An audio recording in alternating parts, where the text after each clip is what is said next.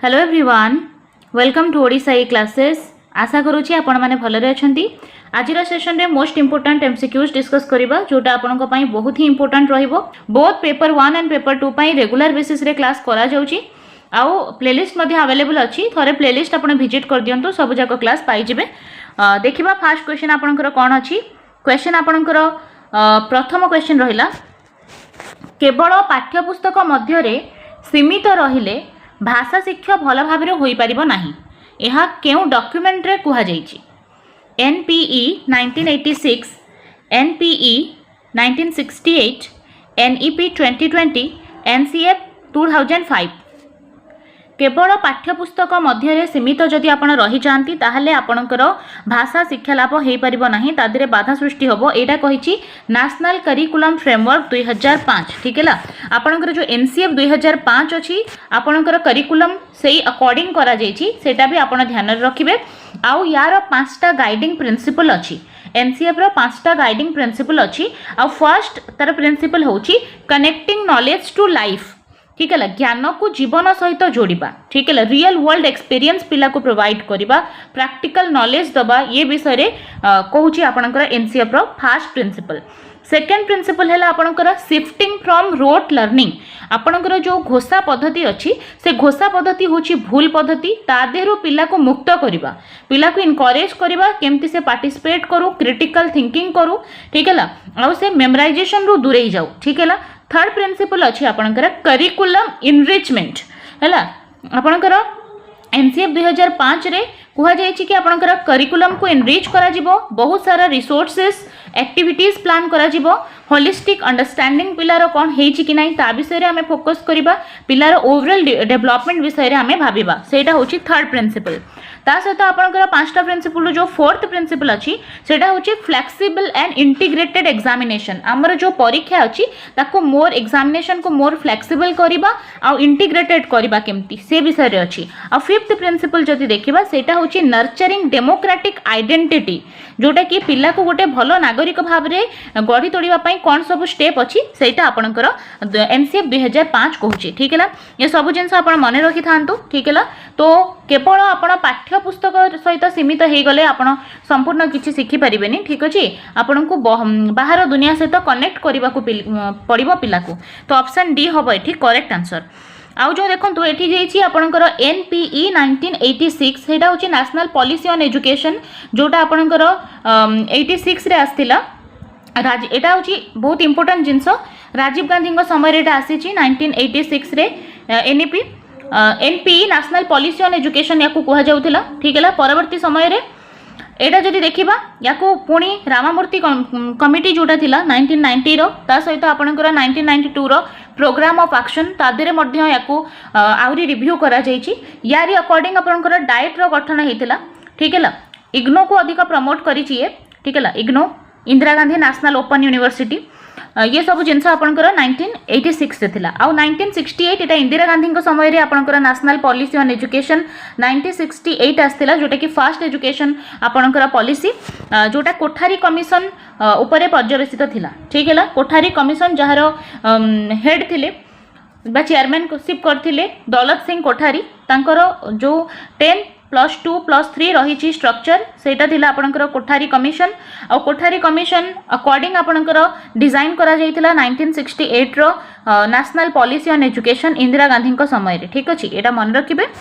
ता सहित आपणकर अछि एनसीएफ 2005 को आम आलोचना कले एनईपी 2020। एनईपी 2020 रे आपणकर स्ट्रक्चर ऑफ एजुकेशन चेंज हेछि।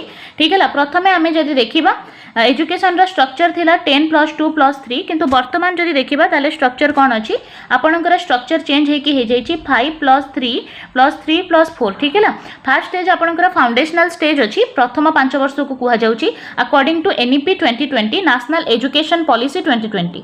ठीक है, ता परे आपणकर 3 वर्ष रो अछि प्रिपैरेटरी स्टेज, तापर 3 वर्षर आपणकर अछि मिडिल स्टेज, आ पुणी 4 वर्षर आपणकर सेकेंडरी स्टेज। एहिपरि भाव में आपणकर एजुकेशनल रो स्ट्रक्चर हेछि एनईपी 2020 रे। ता सहित आपणकर सेपरेट आरटीई रो आपणकर अछि, ता सहित एनईपी 2020 रो मध्ये सेपरेट वीडियो अछि, आपण जाई कि जति सीडीपी रो प्लेलिस्ट खोजिबे ता देरे आपण इजीली पाई जिवे। ठीक है। सेकेंड जिनस आपंकर एनईपी 2020 रे मल्टीलिंगुअलिज्म उपर अधिक गुरुत्व दि जाइए केमती आम पिला को मल्टीपल भाषा शिखेबा मल्टीपल कल्चर शिखेबा ता उपर फोकस करा जाइए। थर्ड जिनस होची वोकेशनल एजुकेशन। ठीक है। एनईपी 2020 रे पिला को केमती आम वोकेशनल ट्रेनिंग दबा से विषय अच्छी ता सहित हायर एजुकेशन रे भी मध्य बहुत सारा आसी रिफॉर्म फ्लेक्सिबिलिटी बहुत आसी। ठीक है। मल्टी डिसिप्लिनरी लर्निंग एबीसी आदि अच्छी एकेडमिक बैंक ऑफ क्रेडिट विषय ये कहुई। ठीक है। ये सब जिनस आप मन रखिए। तो ये उत्तर होकर एनसीएफ 2005 ऑप्शन डी हम ये करेक्ट आंसर। परवर्ती क्वेश्चन केउटी भाषार विभाग नुहे भाषा साहित्यर कोटा गोटे विभाग नुहे गद्य परीक्षण पद्य व्याकरण। ठीक है। देखो गद्य आपणकर जो प्रोज रहा प्रोज हूँ गोटे लैंग्वेज पार्ट ना नहीं गोटे विभाग से हीपरी पोएट्री पोम रहा पोम यार पार्ट ग्रामर आपणकर कौन गोटे भाषार पार्ट थाए किंतु परीक्षण नुहे। ठीक है। परीक्षण इभालुएशन पार्ट ऑप्शन बी हम ये करेक्ट आंसर। परवर्ती क्वेश्चन पिला मानक भितरु जन्मरु अंतर्निहित भावे कौन थाए देखो छोट बेलू पिला पाखे कौन अच्छी गाणितिक ज्ञान ना ज्यामिति ज्ञान भाषा ज्ञान ना परिवेश संपर्कित ज्ञान। छोट पिला ये परिवेश को आसिले पिला को परिवेश संपर्कित ज्ञान आसे ज्यामिति जानिले ज्यामितिक ज्ञान आसीबो गणित जानिले गाणितिक ज्ञान आसीबो किंतु भाषा ज्ञानटा तार अकॉर्डिंग टू चोम्स्की पिलार आगुरु लैंग्वेज एक्विजिशन डिवाइस थाए भाषा ज्ञान से नहीं कि आसे। ठीक है। नेक्स्ट जीवा पिला माने विद्यालय को आसीबा आगुरु भाषार केउ दक्षता उपरे तांकर दक्षता थाए जेतेबेले विद्यालय को पिला आसी नाहंती। ठीक है। ता पूर्वरु मध्य ये दीटा स्किल पिला भितरे थाए से होची कोन पठन और लिखन लिखन और श्रवण श्रवण और कथन ना कथन और लिखन। ठीक है। देखो पिला जिते स्कूल को आसीनी घरे अच्छी ताले घरे से कथबार्ता तो आटलिस्ट होथिबो अर्थात कथबार्ता जदि होउची से कोन काहाटू किछि सुनिथिबो आ तार रिप्लाई मध्य दउथिबो। ठीक अछि अर्थात से आटलिस्ट कहूथिबो ना नहीं कथन करूथिबो ता सहित काहाटू शुणुथिबो ए दीटा स्किल मिनिमम ता पाखरे थिबो जदि से विद्यालय को आसी नाही ता पूर्वरु। ठीक है। तेणु आमे कहि परिबा स्कूल रे बरंग आमे ताको पढिबा लेखिबा सिखाए किंतु श्रवण और कथन तो से ता घरु को ही सिखि के आसे घरु ही सिखि के आसे ऑप्शन सी हबो करेक्ट आंसर। श्रेणी रे शिक्षक पिला माननकु गप्प कहिसंती एहा भाषार केउ दक्षतार विकास करिवो हला स्टोरी टेलिंग मेथड आमे देखिबा टीचर गप्प कहउचंती ताहाले पिलार कोन दक्षता बढ़िबो श्रवण। ठीक अच्छे शुणी पार पिला तार श्रवण दक्षता बढ़िबो किंतु गप शुणिले लिखन नुहे। ठीक है। गप शुणला बेले लिखन हबनी। ठीक है। काटी दियंतु रहीगला आपनकर शुणिबा और कहिबा ऑप्शन बी हम ये राइट आंसर। परवर्ती क्वेश्चन एनसीएफ 5 कौन एबे ही आमे डिस्कस करथिले एनसीएफ को नेशनल करिकुलम फ्रेमवर्क राज्य सरकार कर एक पाठ्यक्रम प्रस्तुति पई कमिटी। देखंतु एटा होचे नेशनल हला राज्य सरकार कर नुह। ठीक है। जोटी भी राज्य सरकार अछि आपण काटी देई परिबे केंद्र सरकार तरफरु प्रस्तुत करा जाइथिबा पाठ्य खसड़ार नाम। ठीक है। पाठ्यक्रम प्रणयन करुथबा केंद्र सरकार एक संस्थार नाम ना गोटे आपणकर आसीबो ऑप्शन बी केंद्र सरकार तरफरु प्रस्तुत करा जाइथिबा पाठ्य खसड़ार नाम नेशनल करिकुलम फ्रेमवर्क पाठ्य खसड़ा ऑप्शन बी हबो करेक्ट। भाषार चारोटी मुख्य दक्षता कौन स्वशिक्षण भाषार व्यवहार और श्रवण श्रवण शब्द भंडारर वृद्धि भाषार व्यवहार और कथन कथन धारणार बोधगम्यता भाषार व्यवहार श्रवण श्रवण कथन पठन और लिखन। आपण भाबुथिबे एटा सबुठु बड़ अछि एटा करदेबी भूल हो। ठीक है। सेमती केबे करेनि भाषार चारोटी मुख्य दक्षता अच्छी से जेकोसी भाषा हो से आपंकर ओडिया भाषा हो इंग्राजी हो जेकोसी भाषा हो तार चारोटी ही दक्षता अच्छी। फर्स्ट स्किल होची तार लिसनिंग तापरे स्पीकिंग पुणी रीडिंग तापरे राइटिंग है ऑप्शन डी हम राइट आंसर। भाषार केतोटी दक्षता अच्छी 9टी दक्षता अच्छी बेसिकली। ठीक है। मुख्य दक्षता चारोटी अच्छी। नेक्स्ट केउटी एनसीएफ 5 कहिछि भाषा शिक्षा केवल पाठ्यपुस्तक नहीं करा जिवो भूल केबे भी एनसीएफ कहिनी केवल पाठ्यपुस्तक आपण भाषा शिखि पारिबे बोली। भाषा शिक्षा बेले शिक्षक तांको भाषा रे पढ़ाइबे। ठीक है। शिक्षक तांको भाषा रे नुहे पिल्लांको भाषा रे पढ़ाइबे। ठीक है। जेमती अधिक पिलार मदर टंग रो यूज हो से विषय रे आमे देखिबा। भाषा शिक्षा केवल पाठ्यपुस्तक मध्य रे सीमित नुहे। यस आपणकर जो भाषा शिक्षा अच्छी ओनली पाठ्यपुस्तक रे एटा सीमित नाही ता बाहर मध्य अच्छी है। भाषा शिक्षा बेले अभिज्ञता उपरे श्रेणी रे गुरुत्व दिया जिवो नाही ना अभिज्ञता उपरे गुरुत्व दिया जिबा दरकार। ठीक है। तेणु एठी ऑप्शन सी हे जिवो करेक्ट आंसर। परवर्ती क्वेश्चन कहा को आदि भाषा कहा जाए। ठीक है। पाली ओडिया संस्कृत हिंदी ताहले पुराणा भाषा आदि जननी भाषा होची हमर संस्कृति। धारणार बोधगम्यता आपण कौन बुझंती धारणार बोधगम्यता रु कौन बुझंती हैला शुणिबा कहिबा बुझिबा लेखिबा बोधगम्यता बोधर अर्थ होची बुझिबा ठीक है बुझिबा ऑप्शन सी हबो राइट आंसर। केउटी भाषार विभाग नुहे हैला गद्य पद्य रचना पत्र लिखन गणित कषाटा आपनकर भाषा रे आसीबनी लैंग्वेज रे आसीबनी ठीक है ऑप्शन डी हबो करेक्ट आंसर। केउटी श्रवण दक्षतार एक कार्य हैला शुणिबार हस्ताक्षर लेखिबा देखंतु लेखिबाटा श्रवणर कार्य नुहे बड़ पाटी रे पढ़िबा एटा श्रवण नुहे बही देखी करी लेखिबा एटा श्रवण नुहे किंतु गप शुणी कि गप संपर्कित प्रश्नर उत्तर दबा एटी शुणा होउची ना तेणु एटा श्रवण दक्षतार कार्य ऑप्शन डी हबो करेक्ट आंसर। कहा उपरे गुरुत्व देले भाषा शिक्षण स्वाभाविक होई थाए कहा उपरे गुरुत्व देले नेचुरली आमे भाषा शिखिबा देखंतु दुर्बलता उपरे शब्द काठिन्य दूरीकरण उपरे सबलता उपरे खाली व्याकरण शिखिबा उपरे देखंतु खाली वाला ऑप्शन सबडे भूल हो जाए ओनली कहीं ठीक है सबलता उपरे शब्द काठिन्य दूरीकरण उपरे देखंतु सबलता उपरे मते गोटे पॉजिटिव सबडे पॉजिटिव जिंस देखिबा कथा ता सहित आपण जदि शब्द काठिन्य दूरीकरण करी चलिबे ताहले मध्ये आपणकर भोकैब बहुत स्ट्रांग हे जिवो आपण निडर हे कि बहुत फ्लुएंटली भाषा कहि परिबे हैला लैंग्वेज रा यूज करि परिबे। स्वशिक्षण पिलांकर कौन विकास करे सेल्फ लर्निंग द्वारा कौन डेवलपमेंट हुए दुर्बल हो जाती सेल्फ लर्निंग रे आपण कहीं दुर्बल हेबे आत्मनिर्भरशील होइथांती बढ़िया अच्छी पर उपरे निर्भर करती नुहे सेल्फ अच्छी ना स्वशिक्षण कले है भाषा ज्ञान बढ़ेनी कमेनी बढ़े जाए ठीक है भूल अच्छी एटा तो आत्मनिर्भरशील होती ऑप्शन बी हम बिल्कुल करेक्ट आंसर। शून्य स्थान पूरण पाई केउ शब्दटी आवश्यक भाषा संपर्कित प्रमुख कौशल गुड़िक डैश भावे आबद्ध होइथांती ताहले भाषा संपर्कित सबुजाक कौशल श्रृंखलित भावे आबद्ध होइथांती ऑप्शन सी हबो करेक्ट। केउ श्रेणी रे भाषा गणित और परिवेश समन्वित पुस्तक अच्छी भाषार गणितर परिवेश प्रथम श्रेणीर हस खेल ऑप्शन ए हबो राइट आंसर।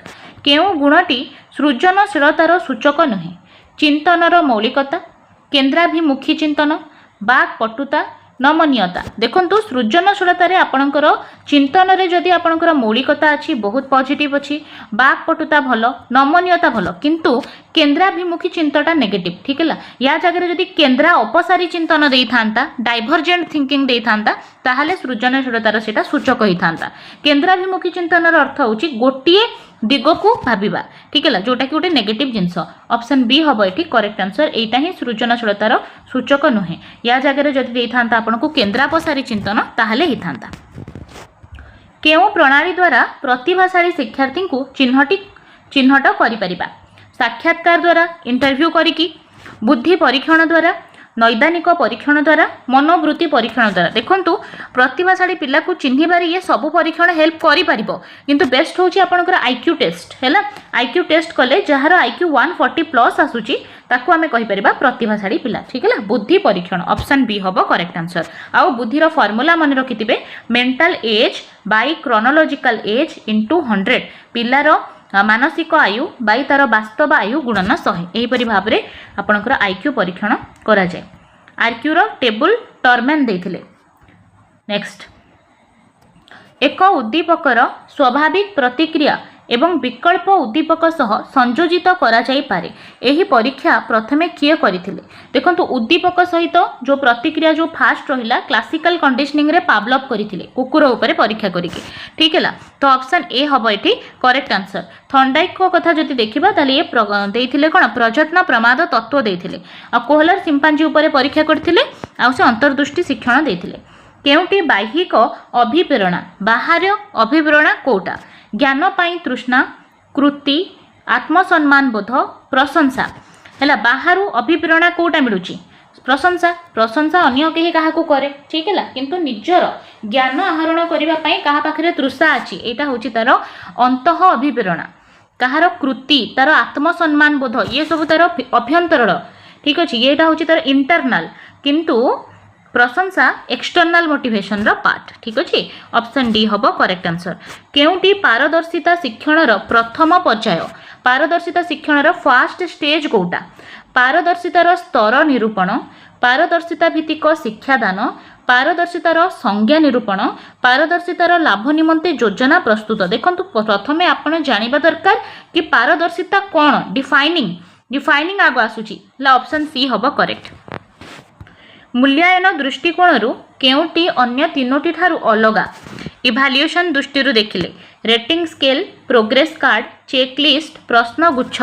देखंतु आपण मूल्यायन रे रेटिंग स्केल को गोटे साधनी भाव में यूज करती, चेकलिस्ट को करती, प्रश्न गुच्छ आपणकर क्वेश्चनार को करती, किंतु प्रगति पत्र जो प्रोग्रेस कार्ड अच्छी सेटा मूल्यायन हो सारा पर दि जाए। ठीक है, यहाँ अलग हम ऑप्शन बी।